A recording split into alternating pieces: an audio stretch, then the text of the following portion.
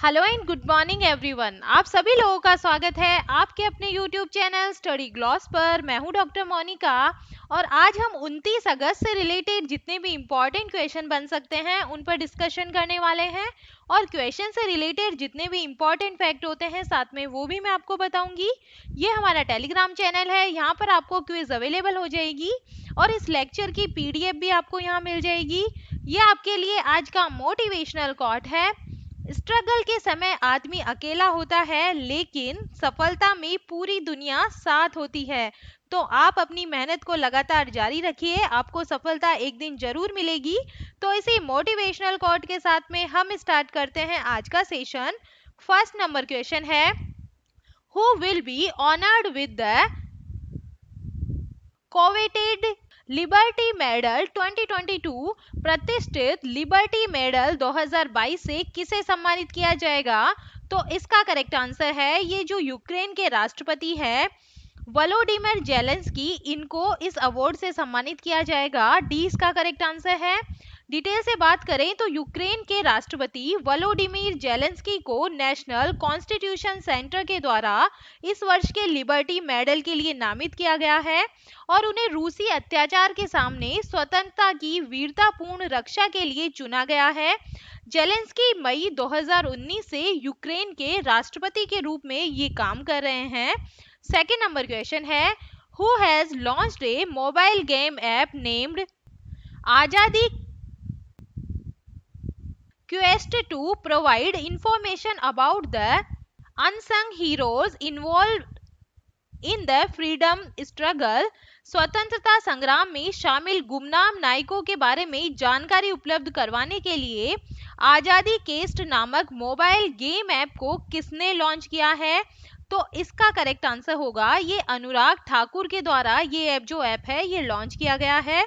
केंद्रीय सूचना और प्रसारण मंत्री अनुराग सिंह ठाकुर ने आजादी केस्ट मोबाइल गेम को लॉन्च किया है और इस गेम को आजादी के अमृत महोत्सव वर्ष के मौके पर भारतीय स्वतंत्रता संग्राम की कहानी को लोगों के सामने लाने के लिए पेश किया गया है। इस online learning mobile game series को जिंगा इंडिया के सहयोग से विकसित किया गया है और ये गेम ऑनलाइन गेमर्स के विशाल बाजार में प्रवेश करने और गेम के माध्यम से उन्हें शिक्षित करने का एक प्रयास है।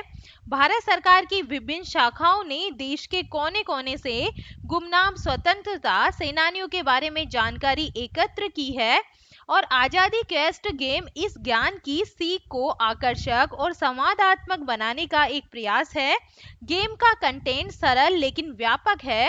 इस गेम को विशेष रूप से प्रकाशन विभाग के द्वारा क्यूरेट किया गया है और भारतीय ऐतिहासिक अनुसंधान परिषद के विशेषज्ञों के द्वारा जांच की गई है।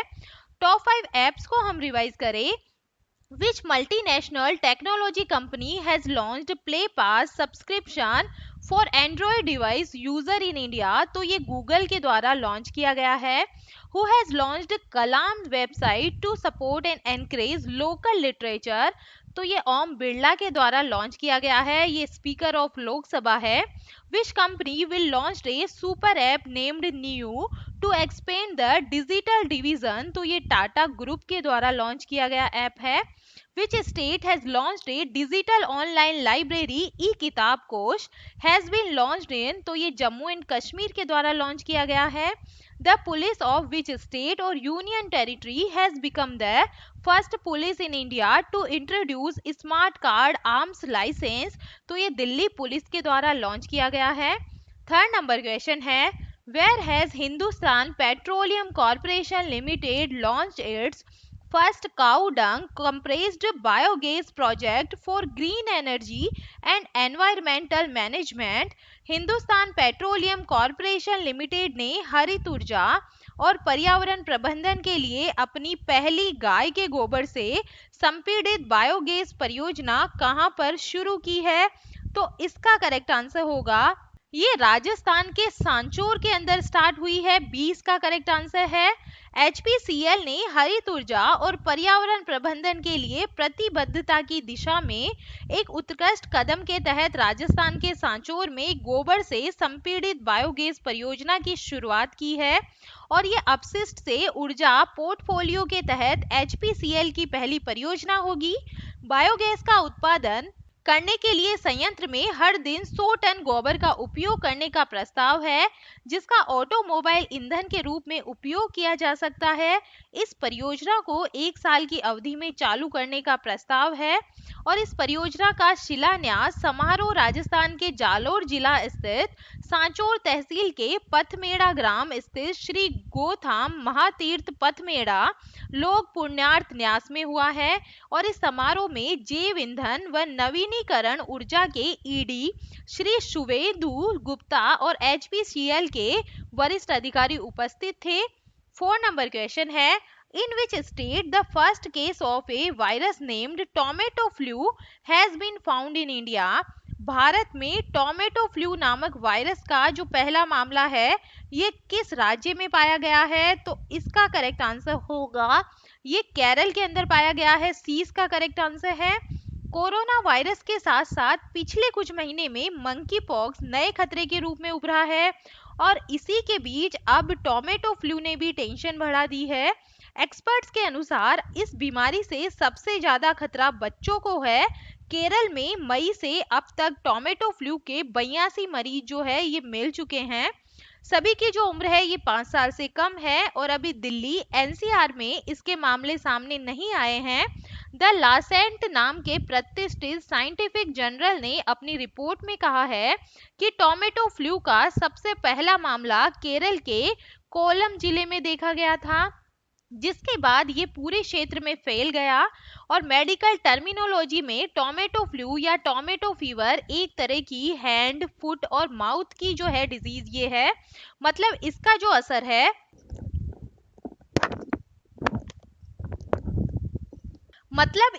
असर है ये पैर, हाथ और मुंह पर प्रमुखता से दिखाई देता है। रिसर्च के अनुसार टोमेटो फ्लू में जो त्वचा है, स्किन है, इस पर लाल निशान के साथ बड़े बड़े दाने दिखाई देने लगते हैं। लाल फफोड़े पड़ने से बीमारी का जो नाम है ये टोमेटो फ्लू रखा गया है। केरला की हम बात करें तो इसकी जो कैपिटल है ये है तिरुवनंतपुरम। चीफ मिनिस्टर यहाँ के है पिनाराई विजयन। गवर्नर है आरिफ मोहम्मद खान। चीफ जस्टिस है S money Kumar. 2 neighbouring state की हम बात करें तो यह है तमिलनाडु और कर्नाटका। केरला लोकसभा सीट्स है 20, राज्यसभा सीट है 9, असेंबली सीट्स यहाँ पे 140 है। 5 नंबर क्वेश्चन है, which Indian motor company has signed a memorandum of understanding with UNESCO to protect India's culture heritage? Bharat की सांस्कृतिक विरासत की रक्षा के लिए किस भारतीय मोटर कंपनी ने यूनेस्को के साथ समझौता ज्ञापन पर हस्ताक्षर किए हैं? तो ये किए हैं रॉयल एनफील्ड ने। ए इसका करेक्ट आंसर होगा। रॉयल एनफील्ड और संयुक्त राष्ट्र शैक्षिक, वैज्ञानिक और सांस्कृतिक संगठन यूनेस्को ने हिमालय से शुरू होकर भारत की सांस्कृतिक विरासत को बढ़ावा देने और उसकी रक्षा करने के लिए हाथ मिलाया है। कार्यक्रम को पश्चिमी हिमालय और उत्तर पूर्वी क्षेत्र में सांस्कृतिक विरासत प्रथाओं के एक अनुभवात्मक और रचनात्मक प्रदर्शन के रूप में तैयार किया गया है। इसमें एक प्रदर्शनी, पैनल चर्चा, फिल्म स्क्रीनिंग, प्रदर्शन और व्याख्यान प्रदर्शन शामिल है। विश्व स्तर पर और भारत में अपने चल रहे कार्यक्रम के हिस्से के रूप में यूनेस्को भारत की सांस्कृतिक विरासत की पहचान, दस्तावेज और संरक्षण के लिए आंदोलन का नेतृत्व कर रहा है, जो उन 178 देशों में से एक है जिसने 2003 में सांस्कृतिक विरासत की सुरक्षा के लिए यूनेस्को कन्वेंशन को अपनाया है।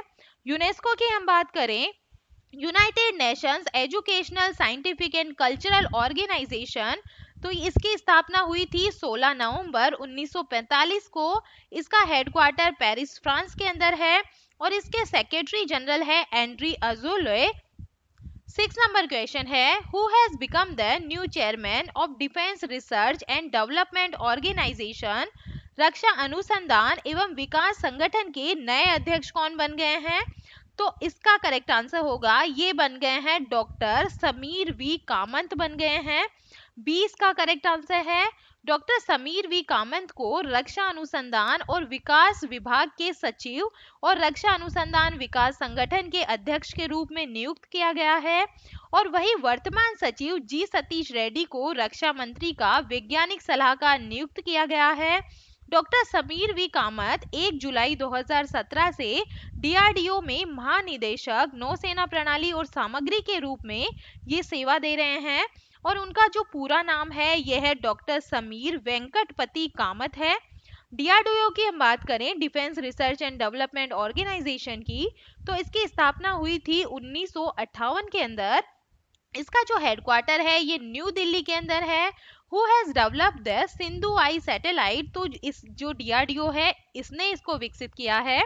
टॉप 5 नेशनल अपॉइंटमेंट्स को हम रिवाइज करें, new director of National Institute of Immunology, तो ये बने हैं Debashish Mohanty. New inspector general of National Security Guard, तो ये है Praveen Chhabra. Who will become the 50th chief justice of India, तो ये बने हैं Dhananjaya Yashwant Chandrachud. New chairman of Khadi and Village Industries Commission, तो ये है Manoj Kumar. New MD and CEO of National Stock Exchange, तो ये है आशीष कुमार चौहान। 7 नंबर क्वेश्चन है, which Hindi writer has been awarded the 31st Vyas Samman 2021 for his play महाबली। किस हिंदी लेखक को उनके नाटक महाबली के लिए 31वें व्यास सम्मान 2021 से सम्मानित किया गया है? तो इसका करेक्ट आंसर होगा सगर वजाहत को इस सम्मान से सम्मानित किया गया है। इसका करेक्ट आंसर है। सगर वजाहत को 31वें व्यास सम्मान 2021 से सम्मानित किया गया है। नाटक महाबली मुगल सम्राट अकबर और कवि तुलसीदास पर केंद्रित है। व्यास सम्मान जो के बिरला फाउंडेशन है इसके द्वारा पिछले 10 वर्षों के दौरान भारतीय नागरिक द्वारा हिंदी में लिखित उत्कृष्ट साहित्य के लिए ये दिया जाता है।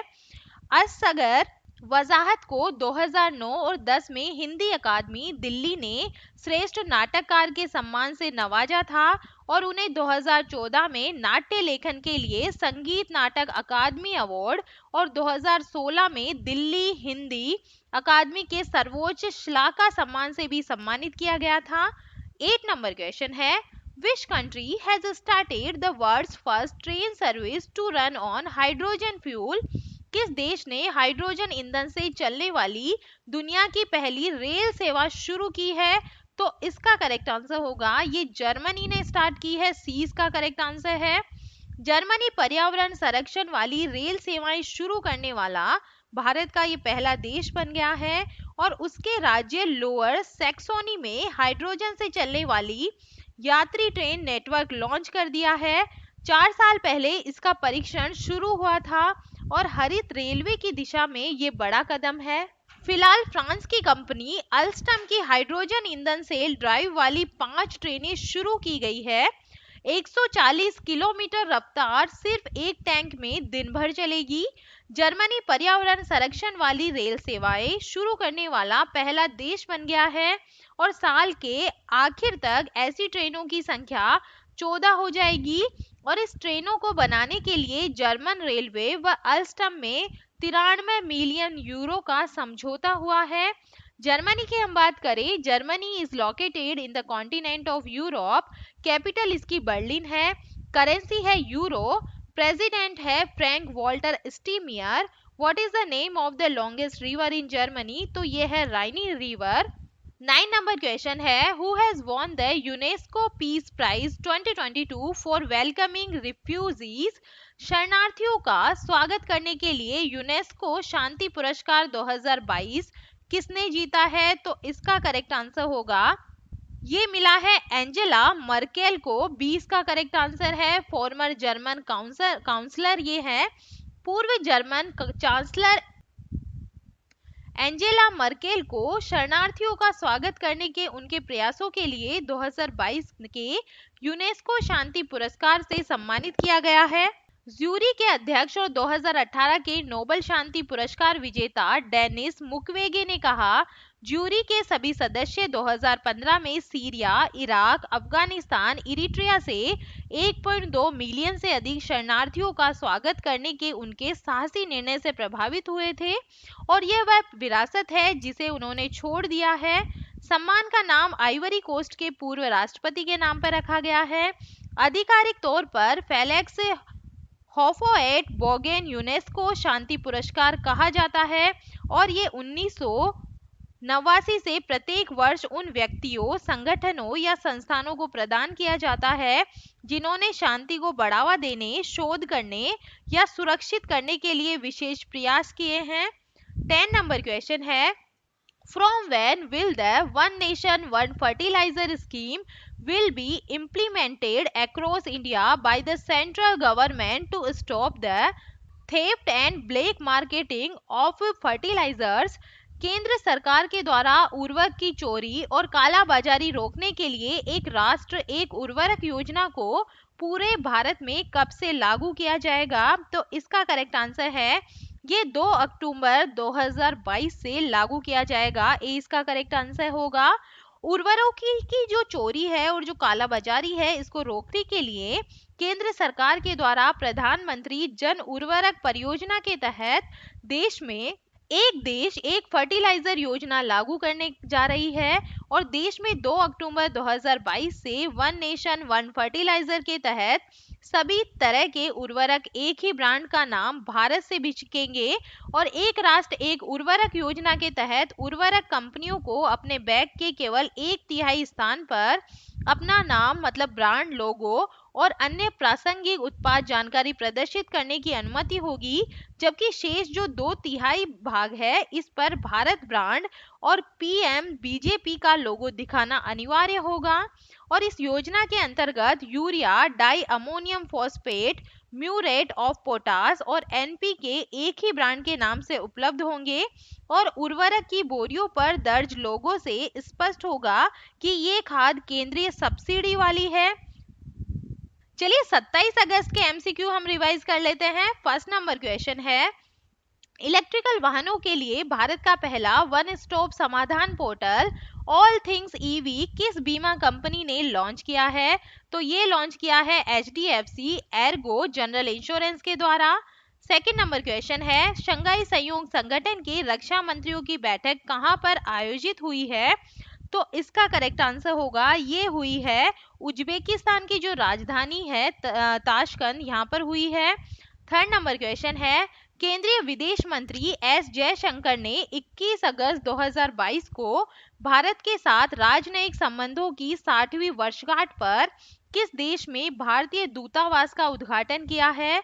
तो इसका करेक्ट आंसर होगा ये किया गया है पराग्वे के अंदर। ए इसका करेक्ट आंसर होगा।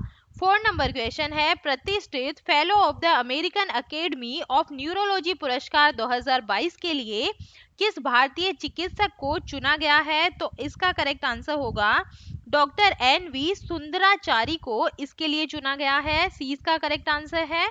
5 नंबर क्वेश्चन है, केंद्रीय वित्त मंत्री निर्मला सीतारमण ने मुख्यमंत्री सूक्ष्म वित्त योजना को किस राज्य में शुरू किया है?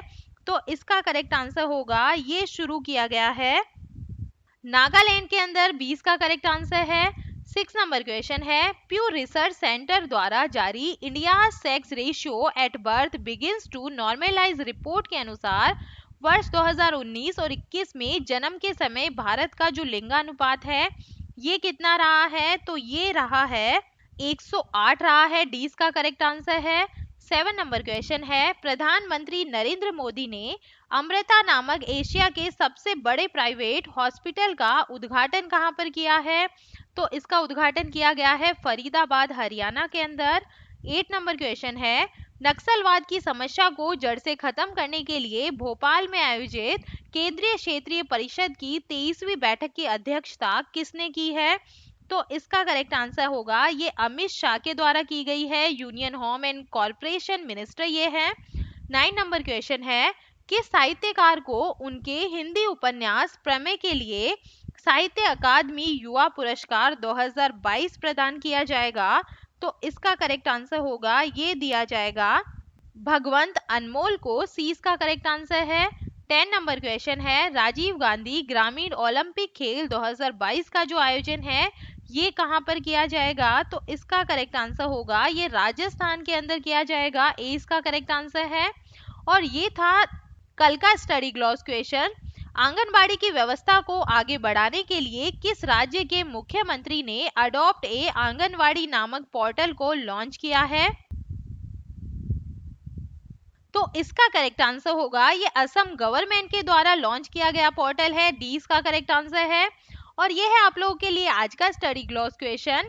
गाय गोद लेने के लिए पुण्य कोटि दत्तू योजना को किस जो है स्टेट के अंदर शुरू किया गया है और ऐसा करने वाला ये भारत का पहला राज्य है?